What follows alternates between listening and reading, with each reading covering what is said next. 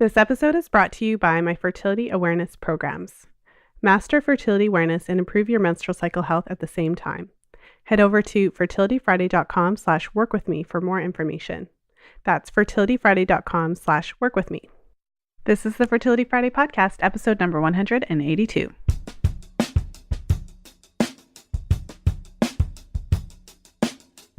Welcome to the 182nd episode of the Fertility Friday podcast. Thank you for joining me today. I'm Lisa from fertilityfriday.com, and this is your source for information about the fertility awareness method and all things fertility. I recently created a free 3-part video series all about the fertility awareness method and how you can utilize the fertility awareness method to develop body literacy. So to really connect you with your cycles and really understand what's happening in your body. And so if you haven't had a chance to get your copy of my free video series, make sure to head over to fertilityfriday.com/FAM101. That's fertilityfriday.com/FAM101 to gain access to my 3-part video series all about fertility awareness charting. So again, that's fertilityfriday.com/FAM101. Today, I'm excited to bring to you another installment of my Pill Reality series. So for those of you who've been listening to the podcast for a while, you'll know that every now and then I share an episode with you where I interview one of the women who are part of my Fertility Friday community. And these are women who have had various experiences on hormonal birth control. And my goal with this series is just to bring to light some of the experiences that women are actually having. I think it's important to move away from the language that you'll find on the leaflet or the insert, possibility of mood changes or different things, and really talk about the actual experiences that women are having when they're taking hormonal contraceptives. I know many of you have used hormonal contraceptives, whether you used them in the past or if you're still using them right now. And many more of you have either recently discontinued using hormonal contraceptives for one reason or another, or are somewhere on your path, considering if it would make sense for you to come off of them and when that would be, what that would look like. And so one of the topics that I've spoken a lot about on the show is just the fact that there's a very real transition period that women go through when they come off of hormonal contraceptives, especially if they have a history of long-term use. And so one of the challenges when you're coming off of hormonal contraceptives and you're wanting to adopt and start charting your cycles with the fertility awareness method is that often it does take some time before your cycles will actually start to follow the normal parameters in all of the different ways. So whether we're talking about the cycle length, when ovulation is happening in your cycle, cervical mucus production, basal body temperature, often these markers are a little bit different during the transition phase as your body gets used to operating without the hormones and as your body kind of comes down off of the influence of the hormones. So whether you're a new charter and you're trying to figure this all out, or whether you're more of a seasoned charter and perhaps your cycles have gone through a lot of that transition phase, but you're still having trouble trying to figure out what's happening in that deciphering stage, I would invite you to check out the different programs that I offer. So I offer a number of programs for women who are wanting to learn fertility awareness, really gain confidence in being able to use the method, whether you're actively avoiding pregnancy and you're wanting to really use it as an effective and a reliable method of birth control, or whether you're trying to conceive or planning to start trying to conceive in the future and you're really wanting to get a sense of how to optimize sex for conception, or even just how to ensure that your cycles are healthy and robust going into trying. So make sure to head over to fertilityfriday.com/workwithme so we can set up a one-time session. So that's an in-depth strategy session where we actually spend 60 minutes together going through your charts and your history and really figuring out what's happening. So often more seasoned charters will take advantage of the strategy session, or whether you're really just wanting to commit to this and learn for a period of time. So I have an in-depth program where we work together over a 4-month period and we really hammer out the charting aspect of it and really delve deeply into your charts to figure out what's happening and to really help you to interpret and understand the relationship between your menstrual cycle and your overall health. So again, that's fertilityfriday.com/workwithme. Now let's jump into today's episode.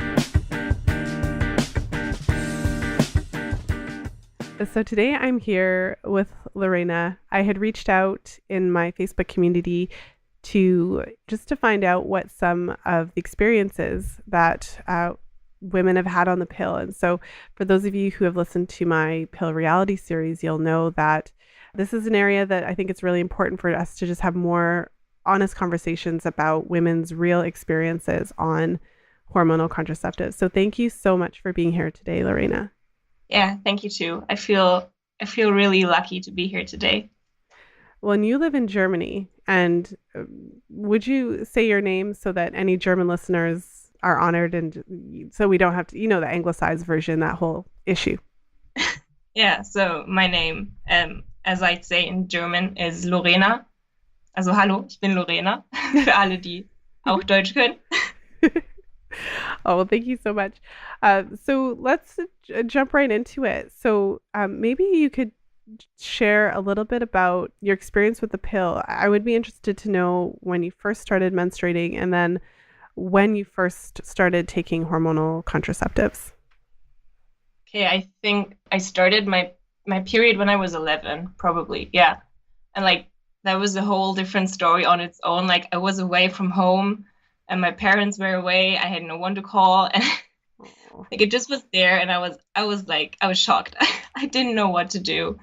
But then my cycles, I think they have always been very regular. Like from the very beginning, they have always been around 28 days, rather shorter than longer than that.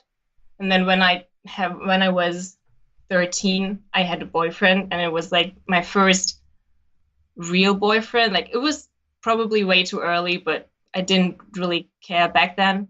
I told my mom that my cycles were really irregular and that I was fed up with them and I had a lot of pain and that wasn't true. Like in reality, I just wanted to have sex. And I think my mom knew, but she was like, yeah, that's cool. Let's get you to the doctor and we'll get you the pill. Because she has used the pill for, I think, about 5 or 6 years at that point. And I think that she has always been really happy with it and she had never experienced any problems. So she just thought like that's the best thing we could do at this point. Yeah, and then I got to the doctor and I told him that I wanted the pill. And he said, like, you're very young and like all these things. And then he did an exam and he found cysts on my ovaries. And he then said that there's a good chance that they will go away if I get the pill. So he prescribed it to me. And I just thought at this point, like, I will be taking the pill like for the rest of my life. Because as well, like here in Germany, the pill is like completely covered by insurance until you turn 18. And then from ages 18 to 21, you have to pay €5 for 3 months. And then when you turn 21, you have to like pay for it completely. But also if I just look at like prices in the US, for example, I think that here it's a lot cheaper for some reason, but I don't know why. Everything was actually pretty good for the first 2 years or so. And then I kind of started to change. And at this point, I didn't really notice it. I still kind of felt the same. But if I look back now, I can really see that I was basically becoming a completely different person.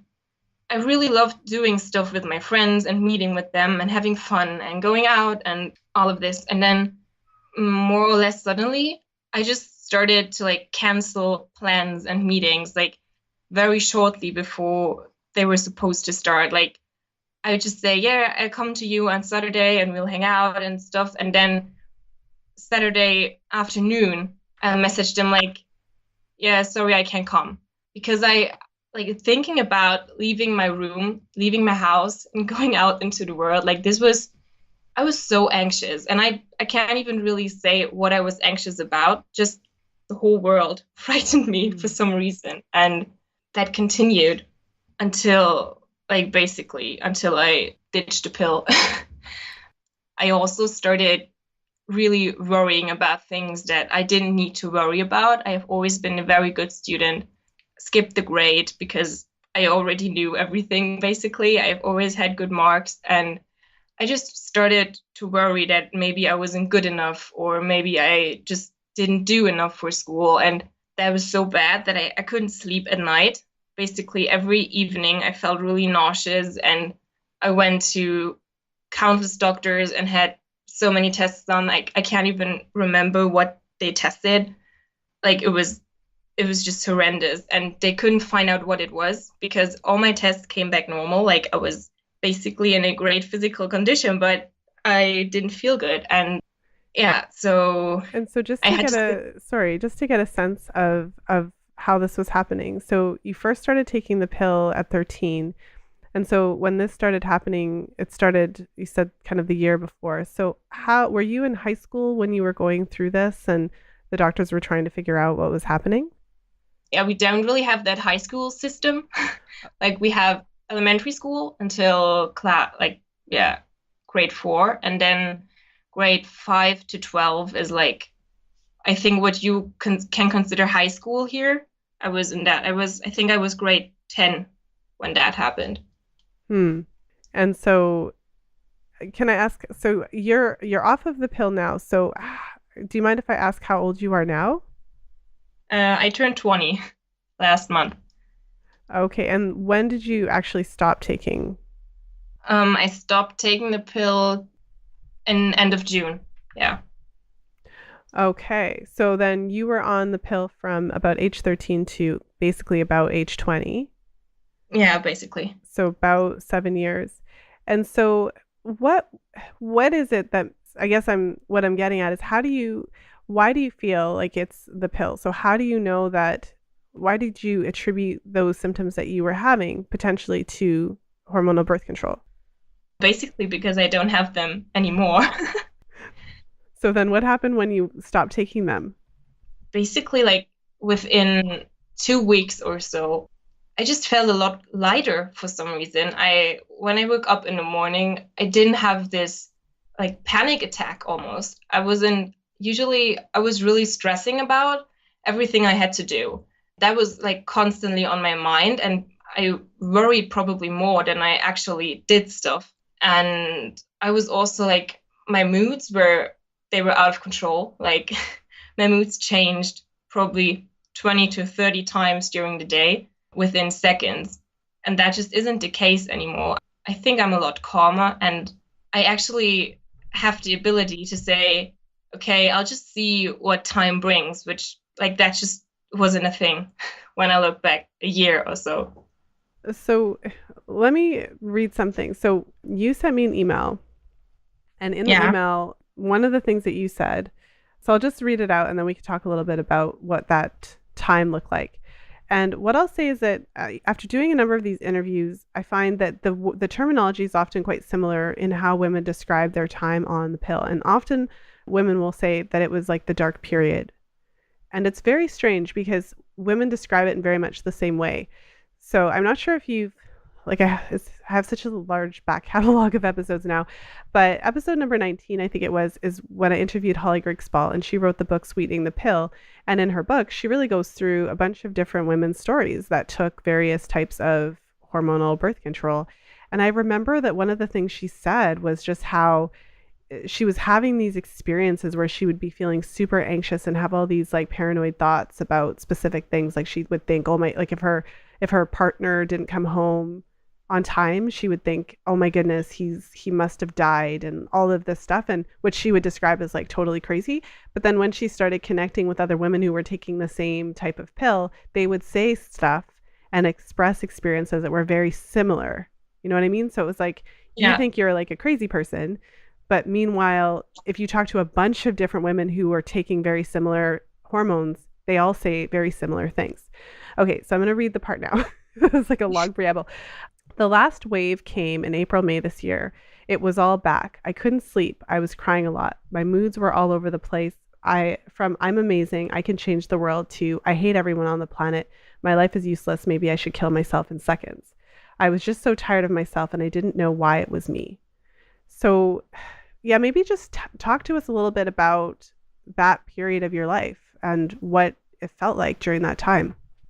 Yeah, so basically, what was really worrying me was the fact that I had no reason to be sad or anxious in any way because I had just basically gotten a new boyfriend at that time and I was really, really happy with him and I still am.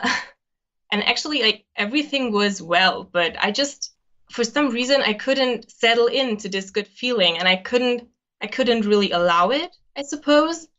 It was nerve-wracking and I couldn't sleep. Like I would wake up at like in the middle of the night at like 4 a.m. or something, and I was so tired, but for some reason I couldn't go back to sleep because I had all these thoughts in my mind, like it just wouldn't calm down. My head was doing so many things, just not what it was supposed to do. I was I started like shouting at my boyfriend for ridiculous things that like were so unimportant, but I was out of control, really. Whenever this happened and I got like really mad at him for something like very small, basically, if that happened now, I wouldn't even consider being that way because it was just like the smallest and simplest things. Yeah, basically. Well, and so you went off of it in June, but before that, so one of the themes that has come across through all of the different conversations that I've had with women who've had similar experiences to yours, of course, the pill, it never occurred to you. I mean, why would it, right? That's not really brought to our attention that feelings of anxiety and depression are very common for women to experience when they're taking hormonal birth control. So, what made you even consider that it could be that? I watched this YouTuber called Tia Taylor, and I watch her videos like for a year now, I think. And I just like casually like clicked through some of her videos and I found a video called The Birth Control from Hell or something like that. And I watched it because it made me interested. And she had the implant and she talked about how she completely changed, like how she didn't have energy to do stuff for uni, or how she couldn't even like film videos because she was just constantly so exhausted and tired, and things that she really loved doing just didn't seem to be fun anymore for her, and that she got the implant taken out and how it got better. And she also said that on the side effects for the implant, she found depression and mood disorders. And that was, I think, the first time that I probably ever looked at like the little leaflet that you get with every pill package. And I actually read it through. On the side effects, there was basically everything that I suffered with listed in order, more or less. And that was just a moment where I was like, what the f-? Like, I never considered my problems, all of my problems. And it wasn't just the depression and insomnia. I also had this insane appetite that I was scared that I wouldn't make it until I had the next chance to eat. And I would stuff myself with everything I could find around me until my stomach hurt, basically. Just because I was so scared that if I stop eating now, will I make it until dinner or whenever I have the next chance to eat? It's that increased appetite on the leaflet. I was like, this is so crazy. Like, I don't think that this is a coincidence that everything I suffer with is here on this little leaflet from a medication that I've been taking for years. And I think that was the first time that I considered all of this coming from the pill. Wow, I'm tingling. Like, I'm actually tingling. It's just so for everyone who's listening to this episode, if you've never went to the website, pick your favorite hormonal birth control. So Yaz, Ortho Mirena, pick one, Depot. If you've never actually gone to their website and you're sitting on your phone or in front of your computer or something, go take a look. And then go to the Gap website after and compare how different they are. So like if you go to the Gap website, it's like all these happy people telling you to wear these clothes because then you'll be so happy, right? If you go to those websites for all of the hormonal contraceptives, the first thing, practically the first word on the website is warning. And the black box label is on the top. And so, for legal reasons, you can't sue them because they can say, well, we put it in the leaflet. And they put it on their website. So, in a very literal way, it's very eye opening when you actually, because you would never think to go to the website because you don't go to the store and buy the pill. You go to your doctor's office and they write you a prescription. So, nowhere in that, unless you read the leaflet, are you actually going to see that. Right? There's no, I mean, there's commercials and stuff, but it's just not how we consume these products. Like we don't go to the website and like read the actual pill. So anyways, so that's a little homework for everyone listening because you'll be just really surprised to see what the websites look like. So now that you've been off of it, so as we record this, it's September. So then that's about 4 months or so. Yeah. Tell me, yeah, like, because you were on it since you were 13. What changes have you noticed? So you talked about some of them, but maybe go into it a little bit more and share with us, like, what has changed in your life since you stopped taking the pill? Okay, so my boyfriend has actually told me that he thinks that I'm a lot like calmer when it comes to like appointments and stuff like that, because I was always really anxious about these things. And also my days don't revolve around food anymore because when I woke up in the morning, the only thing I could think of is what do I have in the house that I can eat for breakfast? And then basically as soon as I would head out to uni, all I would think of, oh, what can I eat today in a cafeteria? And then while I was in the cafeteria, I would be like, okay, do I need to buy like some extra snack that I can have in the afternoon, like, or can I make it until dinner or later that night? That's really not the case anymore. Also, I think my moods have really calmed down. I can't really say to like how I was before I went on the pill because I was just so young. Like, honestly, thinking I don't really even know myself off the pill. Yeah. It's like getting to know another person almost. There are some days that I don't feel good, or I still kind of think like, this sucks. But it's not like as threatening, and it's not that prominent in my mind anymore. Well, I can't thank you enough for just being open and willing to share your story because I mean, it's a very personal thing to talk about. And I'm just so glad that you did because I think that if you go to a doctor and try to explain these things, there's so much history around just being a woman and having emotional challenges, like having mood changes and feelings of anxiety and strange, intrusive, paranoid thoughts. So it's very easy to not even want to go to your doctor and talk about these things because you very possibly could just be told that you're overreacting. You know what I mean? Like, it's so important to know that these are very common side effects of the pill because if you don't know that to begin with, then when you have these thoughts and feelings, you just assume that it's you and there's something wrong with you.